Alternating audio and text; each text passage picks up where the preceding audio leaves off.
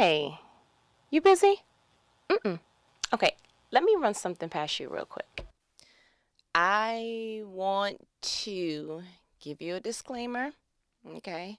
Not trying to be morbid, but I came across something that I resolved and I wanted to go ahead and share it with you. So, I want to talk about mourning the living. Yes, you heard me correctly.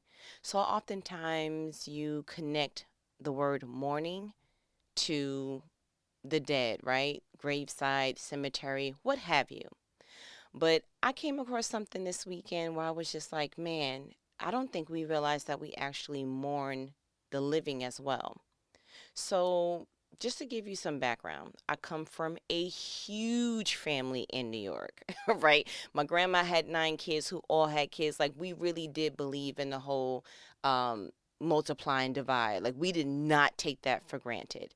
And so we went ahead and did the Lord's work, right? Okay.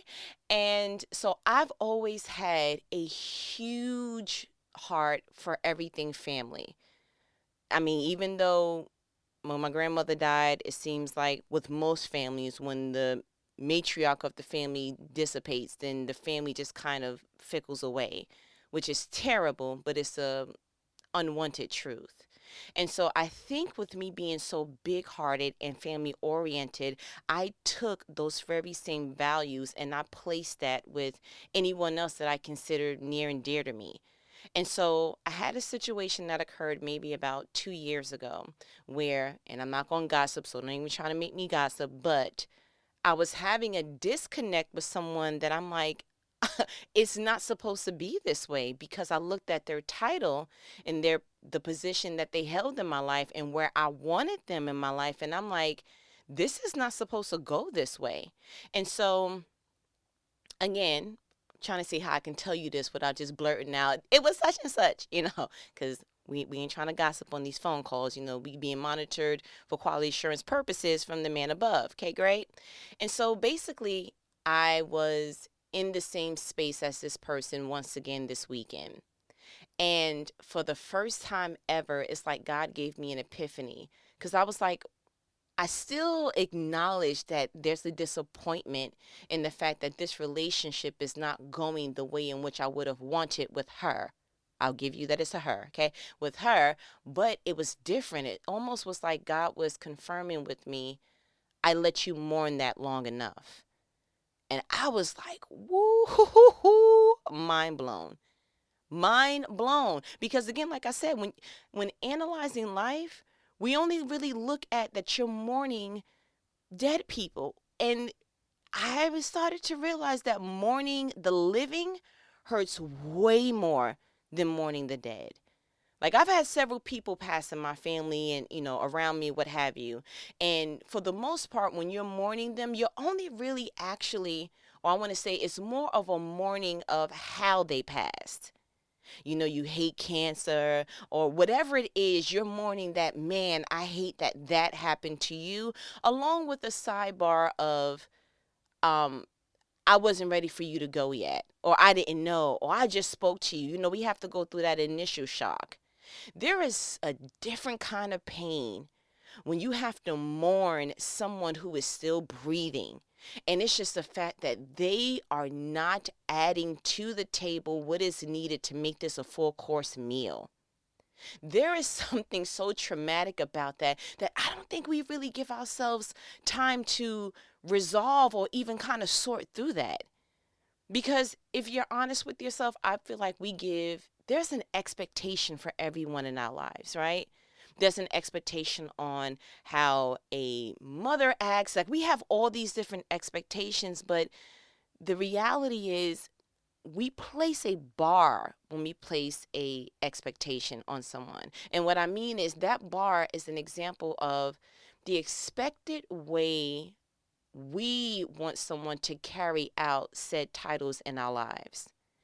And when we unknowingly expect for people to behave, when we set a bar, okay, this is how mothers are supposed to act, that is translated to, I expect for you to carry out your title this way in my life.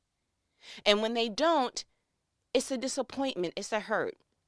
So if you're expecting that mothers act this way, yet the mother that you have does not act that way, that's going to be a consistent hurt until you mourn, you know what?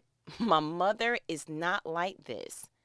My mother is ABCDE, and I'm expecting WXYZ. And you know what? I'm going to have to mourn and let go of the fact that she is not what I would like for her to be in my life. But you know what? I'm not going to keep getting hurt after example and example and example again of seeing you have missed the mark. You missed the mark because you put this bar there. And what essentially happened is she said, I can't do it without telling you that.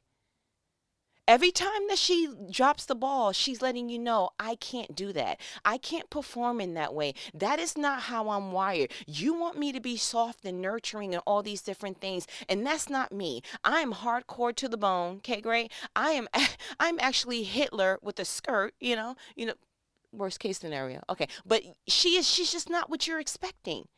You want your father to be this protective and, all these different bars that you set in your mind, and that's not your daddy. That's not him. If he's around, that's not him. You're going to have to mourn, this is my father. These are the elements that comprise of fatherhood for the man that is biologically my dad, or that's my father figure, right? You're going to have to look at your children and say, I would love for y'all to be on honor roll every year. I want you to have plaques. I want you to have stuff that's social media postable, okay? I want to be proud. I want to look at my baby. And I can't do that when you got summer school, when you get in 50s, when these grades ain't looking how they're supposed to look, when you getting left back. This is embarrassing. You're going to have to mourn the fact that I apologize, but you didn't birth Einstein. Okay? And even if you look back on some of Einstein's information, I didn't know that he had a problem reading and all these other different issues. He wasn't deemed a brilliant genius until sometime, trust and believe. Okay? He was C-spot run until he was reading on that level, literally probably until teenagehood, real talk. I'm not trying to make a joke, I'm making a joke, but I'm not trying to make a joke, but he wasn't just automatically brilliant. He had to come into that, right? Are you looking at your boss I'm expecting for you, sir, ma'am, to have a certain level of expertise, okay? If you're going to be in that grade level, right? If you're going to be over me, I at least expect you to be leading the team, leading us to do something great. I feel like I could do this job without you. And every time they come and say something to you, or they want to talk, or they try to correct you, you looking at them like, you can't lead nothing. You can't lead me to the bathroom, sir, ma'am. Go ahead. And what is that doing? That's going ahead and giving you an attitude for the day. You just yo, if she say one more thing to me, bro, if he send me one more email, I'm going to have at it with the caps lock on, how you want to do it, right? It's because you set a bar for the boss. You set a bar for your siblings. You feel like they should be respecting your parents or your family members or the relatives in a certain way. You should be speaking to me like this. I'm not a little kid no more. You ain't gonna talk to me. Yo, we can throw them hands if you want. I mean, if you want, I still know how to ball my fist up, how you want to do it, right? Certain men are looking at their wives in a certain way. They expect it for them to be this way. This time that they've been thinking about marriage, they had in their mind what a wife looked like. And ma'am, you're coming a couple of kernels short of the corn on the cob that he was wishing for. Okay? And sir, you're setting the bar and you're disappointing yourself. So a lot of that is looking like, how come you don't? And you need to start. And you putting out all these different expectations because she has no idea that you already created the synopsis of how she was going to carry out her life. And you forgot that that's not who you chose. Okay. Some wives is looking at their husbands sir, I did not know that you was going to be that funky. in the morning. Okay, great. Whatever your example is, ma'am, let's just go ahead and stop setting the bar so high. Okay? Everybody's pulling some examples from television shows, your favorite movie. Listen, your husband is not dude from The Notebook.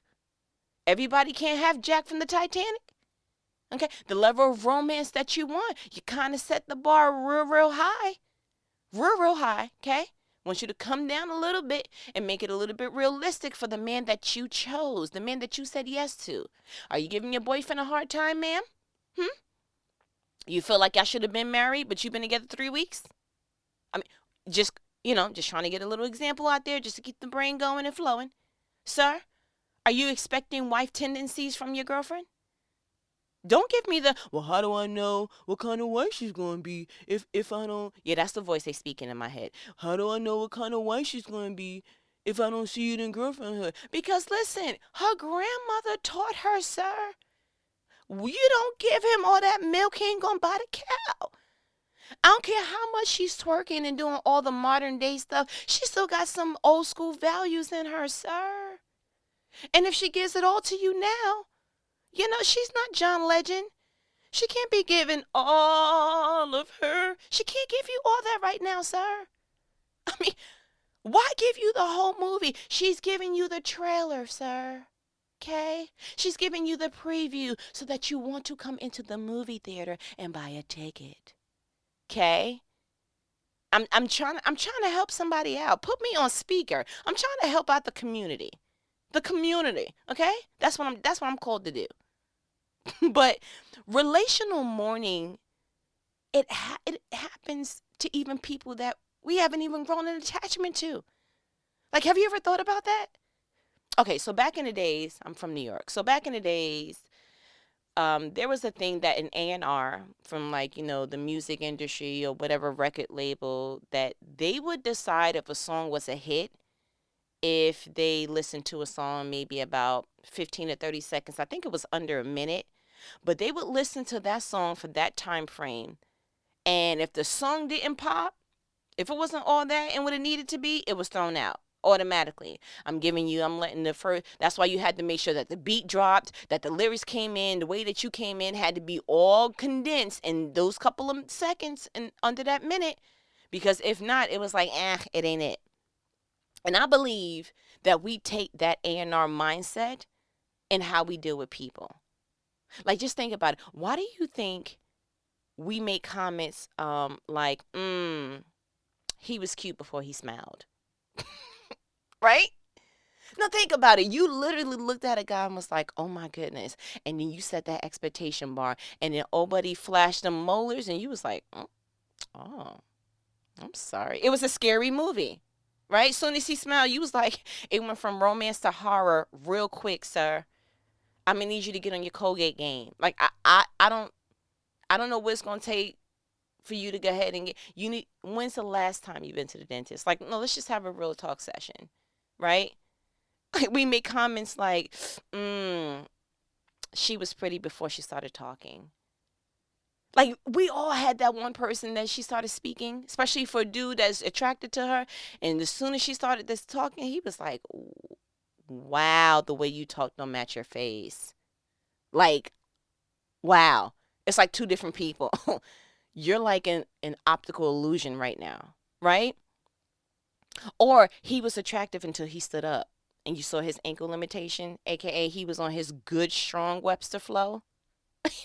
You ever sat next to somebody and was like, who is that? And then he stood up and you was like, why is he still sitting down? No. Nope. That's all he got. That's all he got. It's not really too much more he can give. I do apologize. Like, I liked her until she was the original gangster, like the original woman in a shoe. AKA she had way too many birth certificates underneath her belt. Like, literally, you would almost deem somebody too good to be true until you so they live in condition and was like, oh, yeah, I don't do mice. Yeah, so you gonna hit them with the SpongeBob meme? Like, all right, I'm about to head out. That's why we get so caught up in the potential of a person. That's the danger of that. Like, we just can't believe that our expectation wasn't carried out. Like, how dare he stand up and still look like he's sitting down? How dare she look like somebody's Victoria's Secret model but sound like somebody's drug dealer? What is happening? Like, it is mind blowing to us, right? Like that, like when somebody's bringing out a meal in a restaurant, it looks delicious until you bite into it, and then it's the other D. It is disgusting once you ate it. Like, if you're honest, you're so upset that you are disgusted that you paid for the disgusting meal. It's not even the fact that it was disgusting. It was like, bro, I paid such and such for this. And I feel like that's the same way with people. When we invest any amount of time or energy, even if this is the most minuscule amount, we mourn that transaction. And if not careful, we'll be walking around with cemeteries in our hearts as we walk around the living. We have to be so careful of that. You have to get to a place where you accept that you may have placed the bar too high for some people in your life. Or you place the bar somewhere for someone when it should not have been placed at all. Seriously. Like, you have to get to the point that you understand it is not personal. They are not just acting this way toward you. Like the situation that I had, and let me see how I can camouflage this. I was expecting to be greeted in a certain way from a certain person. And it's because, again, my family background. My family, you come in the home, I don't care if you are a friend, stranger, whatever. Yes, I was born and raised in New York, but my people are from Gaston, Alabama. Okay? Never been there, so I can't rep y'all. However, you come into the home, A, you speak, B, you hug and you kiss on the cheek, right? Because that's how my family get down. I've actually seen some drama occur because how you walk in the house and not say nothing to me. Like family reunion style, keep in mind, my grandma had 9 kids who all had kids who all had kids. The way that you walk in and get together is that you find everybody and you kiss and you hug before you take off your coat. Okay? You, hey, look at you, you're so big. And you make your rounds. I apologize to you also to let you know that is the same way that you're leaving. You are going to make your rounds and let everyone know you're going to have to go through the whole rigmarole of, you leaving? Like, yeah, I got to go to work tomorrow. Oh, you can't say that. Did you get your plate? Did you blah, blah, blah? You, listen, it's like trying to get to the church parking lot. You know, shouts out to you if you can get there. Okay? It's an obstacle course and you're going to have to be okay because that's how the family rolls. So, you know, how my family rolled, my grandmother was in a room, so you knew after you get everybody, you know, you made it real loud. Oh, such and such is here. And everybody knew you was here. And then you went ahead and you kissing and you, let me see that baby. And you going all around. Then you walked your behind to the back. You said hi to mama. Kissed her, make sure she needed some water, whatever she needed, because the music is loud and people's doing what they doing, and you want to make sure mama is good.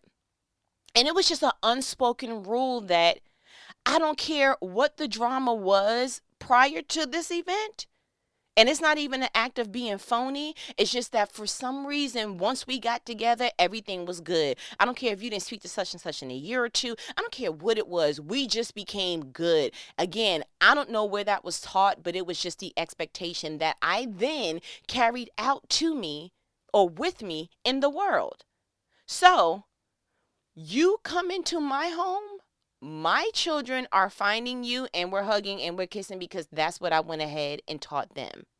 When I go to other people's homes, I have to remind them because that's how I'm programmed.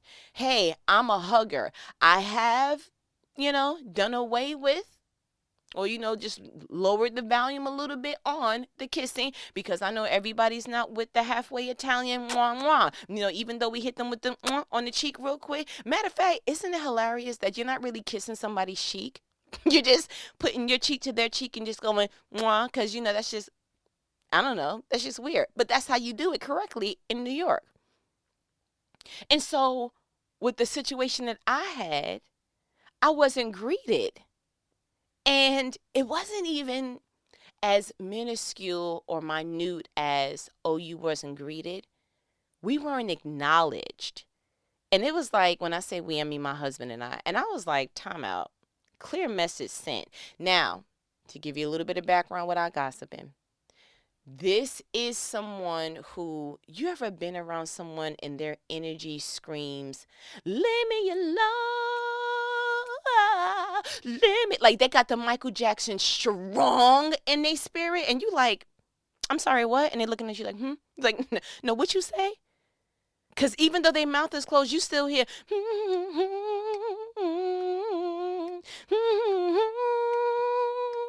yeah, I'm having fun. Listen, you hear that. And you looking at their mouth like, I hear something, but I don't see your lips moving. But their energy is just up. Like, it is there, right? This is what we were experiencing. And I was hurt because of the person's title in our lives. And I was like, I don't understand. And I felt myself real quick, because we weren't even at this event for 10 minutes. I felt myself real quick go, ma'am, talking to myself, you are not going to give this person the power to alter your mood. Because I tell you what, if you've lived around people for long as I have, okay, anything over 2 years, breathing this good oxygen around these people will, like, it's almost like they're in competition to see how they're going to change your mood. Like America's Next Top Mood Changer. Like, where is Tyra and Ashton? Because I know y'all put together a punk situation for this, right? And so I had to gather my stuff, and I'm like, ma'am, no, we're not doing it. So I came up with this new rule for myself. I'm going to give you 5 minutes to sort through this, and then you absolutely positively have to move past this. Because I feel like, especially as a woman, we hang on to the emotion too long, and then we gloss over the logic too quick. So for 5 minutes, I was like, okay, out loud, because I had to talk to my husband. I was like, I'm disappointed that once again, she has not greeted us warmly. I'm disappointed that it feels like you are just so disgusted by everyone else breathing around you. I am disappointed that I actually am going to have to be okay with this is just how she is. When the reality is, I don't want to be okay with that. I want you to change. But you know what's going to happen? The more that I try to push my hopes, my wishes on you, I'm going to realize, oh my goodness, you are not a genie. And so what I need to do is go ahead and let go of said expectation and just accept, you know what? That is how she is. Because once I go ahead and do that, she'll never have the capacity to disappoint me again. I will never be disappointed if I know that when I walk in a room with my husband, or we go to whatever extravagant event, no matter what we do, I will expect and have full-blown knowledge of we will be treated like we were strangers for 20 years. And I need to be okay with that. And I am, as of right now, okay with that. And so I'm going to mourn the fact that, man, I held out the expectation for you long enough, but I can't hold it to the point that is to my detriment. And I literally was having this conversation out loud with a respectful volume. I wanted my husband to hear me, but I didn't want anyone else to. And when I said that, he was shaking his head and he was agreeing. He was kind of, letting me have my little flow through. And I said, well, self, you did all that you can do. You kept hope alive. Person didn't mount up to what you thought. But you know what? That doesn't in any way, it doesn't have any reflection on you. And you're absolutely going to be okay. And I went ahead and did the amen in my soul and was done. And ironically, felt amazing after. But you know what the best part about that was? Literally, not even 5 to 10 minutes after, God showed where she did the same exact thing to someone else, and they looked at her like, "What's wrong with you?" Actually, they literally gestured it. And I looked at my husband and I just laughed, not because, she did it to you too, but just a relief of, oh my goodness, so I'm not the only one that sees that. You know, a lot of the times, because I'm in Georgia, because I moved, a lot of the times I keep blaming stuff on, well, maybe it's because I'm from New York. Or maybe it's because I had a big family. Or maybe it's because I keep excusing I'm trying not to say weirdness, the expectation not being met. There you go. Thank you, Holy Spirit. The expectation not being met because of something from my background. Like I'm automatically bringing it back to me. When the reality is no, there's nothing wrong with me. I love that I have a humble assessment and I'm able to look back like, wait a minute, let me see what I contributed to this. But in this example, no, I didn't do anything. So what I'm doing is I'm taking off the responsibility of how you act. I am taking off the responsibility and I'm going to go ahead and within these 5 minutes, I'm going to mourn, man, it wasn't what I wished it would be. But I'm not going to wish myself to a mood. I'm not going to put an expectation so high that it's going to go ahead and alter how I carry myself around anyone. Okay. And I apologize that you don't hug and you don't want to say hi and you don't want to do all these different things and you don't want to outreach and you don't want, but guess what? I'm going to do it to a level. So I won't be contacting you and going all out virtually. But if I'm in the same room as you, I'm going to continue to carry out what I believe to be respect, which is I'm going to hug. I may not kiss. I'm going to hug and I'm going to greet because that's a respectful, awesome thing to do. But when I seen it illustrated with someone else, I was like, thank you, Lord, because you knew I needed that one little piece of confirmation. Like, no, it's not just you. It's just how this person is.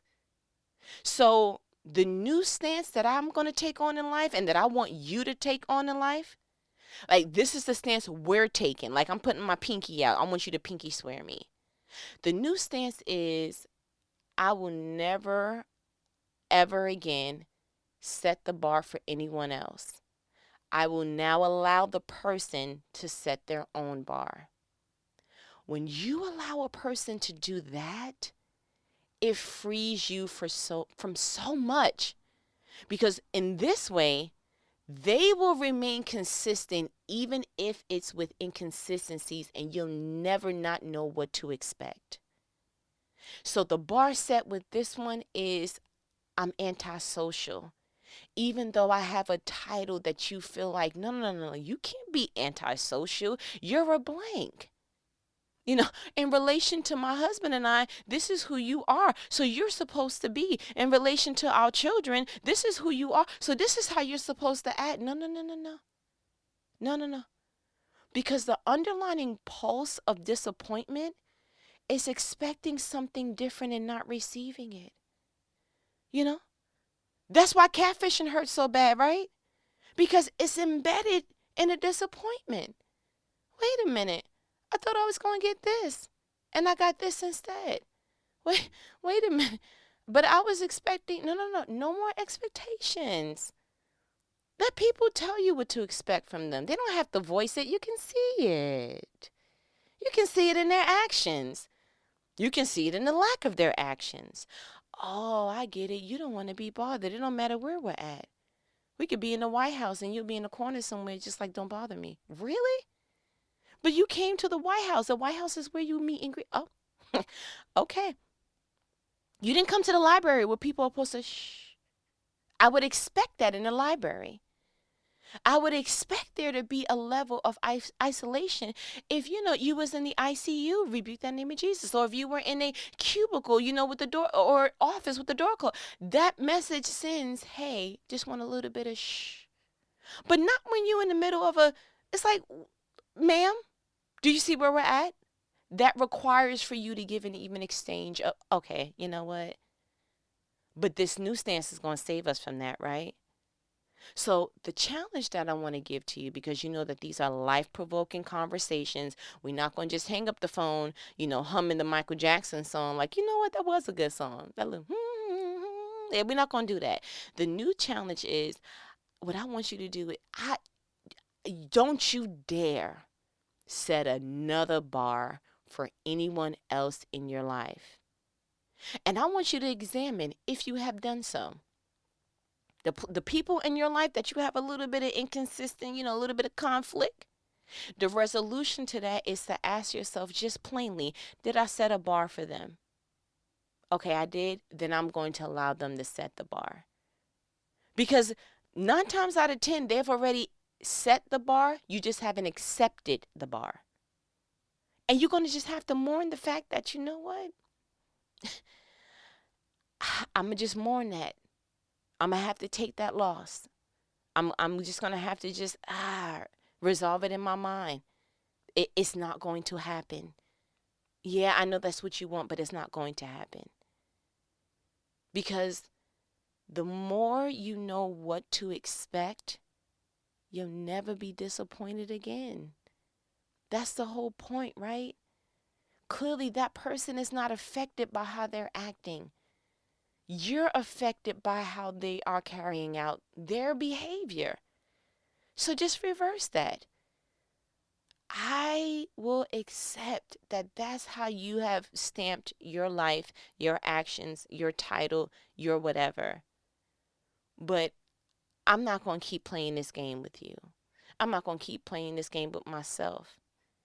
I'm no longer going to have these silent expectations because they're becoming silent killers in my relationships. And that's pretty much it. Right? We can go ahead and bow out gracefully from that one. But I feel like you got what you needed. Good conversation. If you put me on speaker and you want to share it with somebody else, however you want to do it, I recommend that you go ahead and do so. But we're going to journey through this thing called life together, easier, better, unaffected by people around us. Point blank in the period. As the young people say, period, poo. Right? So, as my good nanny says, all right, I ain't going to hold you. Go ahead and look over your bars and see you ain't in gymnastics. Go ahead and set them bars somewhere else, okay? All right, I'm going to go ahead and call you back later because I'm going to talk to you about something else too. All right, take care. Later.